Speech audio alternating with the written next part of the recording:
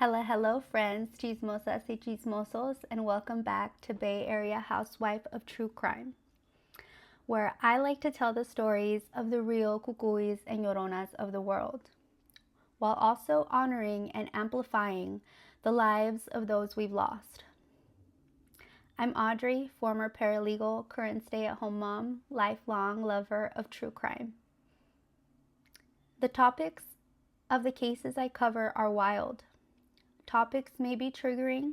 Viewer and listener discretion is advised. The people mentioned are innocent until proven guilty in court. With all that being said, grab your hot Cheetos and let's get started on today's case. This case moved the nation and drew attention to something unspoken that happens too often, not only in the military, but to women far too often than anyone ever likes to admit. The disgusting amount of women who get sexually harassed on a daily basis is sickening. Vanessa Guillen's story has moved thousands of women in the military to speak up about their unwanted sexual advances and worse things experienced while serving their lives for our country. In the United States, at some point in their lives, 1 out of 5 women experience rape. 1 in 6 women have experienced sexual coercion. 1 in 3 women have experienced sexual harassment in a public place. The extraordinarily beautiful, talented, strong, smart, badass Vanessa Guillen was born on September 30th of 1999 to Rogelio and Gloria Guillen in Houston, Texas. She is the second eldest proud daughter of Mexican immigrants from Zacatecas, Mexico. Her siblings she loved and cared for very much are Myra, Guadalupe, Giovanna, Manuel, and Roger. Myra has become an incredible and resilient advocate on behalf of her sister, whose ability to speak, breathe, feel, and become everything she wanted was taken from her. Although she was only 20 years old, Vanessa had already accomplished more than the average person in her life. Vanessa graduated top of her class from Cesar Chavez High School in 2018. Growing up, she used to tell her mom that she either wanted to be an astronaut or a soldier, to which her mom would say, "I'd rather you go to the moon." True to her word, shortly after turning 18, Vanessa joined the Army in June of 2018. After basic training, she was stationed at the nation's 3rd largest Army base, Fort Hood in Guillen, Texas. Since she and her family are from Houston, everyone was thrilled about her being stationed at a base that was just a 3-hour drive away. From the pictures I've seen of her, she had incredible style, and like a lot of Latina Catholics, she wore a gold chain with La Virgencita de Guadalupe that she never took off. She was 5'2", 126 pounds, long black hair, and beautiful brown eyes.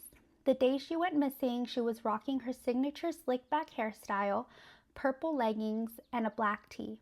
Vanessa wasn't in her Army uniform that day because she was on on-call status with the Army due to COVID-19. This happened all in the start of the pandemic. It was intended to be a quick day at her weapons room to conduct inventory. She would also be in constant contact with her siblings and parents, and on this day, she was not responding to messages. Vanessa would normally call her boyfriend at noon on a daily basis. However, on April 22nd of 2020, their regularly scheduled call did not occur. By 10:30 a.m., La Familia Guillen knew something was wrong. Vanessa's sister Myra reached out to Vanessa's boyfriend, and he told her Vanessa had texted him that morning saying she was on her way to work. The last time Myra spoke to her sister was that evening prior on April 21st of 2020, and they talked about how Vanessa wanted to buy a new car. Myra called Vanessa's staff sergeant at 9 p.m. on April 22nd of 2020, and he had no information regarding Vanessa's whereabouts. They went back and forth with communication until he said, and I quote, "No one has heard or seen her since lunchtime," adding, "She was supposed to report a serial number belonging to a weapon to the motor pool. She never made it there." Myra was told that they were actively looking for Vanessa. As soon as she heard this, Myra grabbed her bag, keys, a set of clothes, and rushed out the door, and was at Fort Hood at 3 a.m. on April 23rd of 2020. When Myra got to the Fort Hood entrance, the guard had no idea Vanessa was missing and that they were actively looking for her. What followed, Myra describes, and I quote, 2 months of worry, fury, injustice, protesting, and foot searching, vague investigations on behalf of the Army, and tears. Something her mom said when the news of Vanessa's disappearance broke out stood out to me.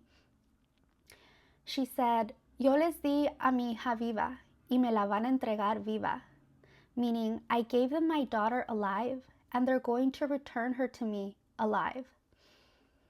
Before this real-life nightmare occurred, La Familia Guillen noticed a shift in Vanessa's personality in January of 2020. Just weeks later, Vanessa confided and sought comfort from her mother, Gloria. Vanessa told her that she was being sexually harassed at work by a higher-ranking soldier in the Army. Gloria was understandably and justifiably infuriated with the unacceptable, troubling, and concerning behavior.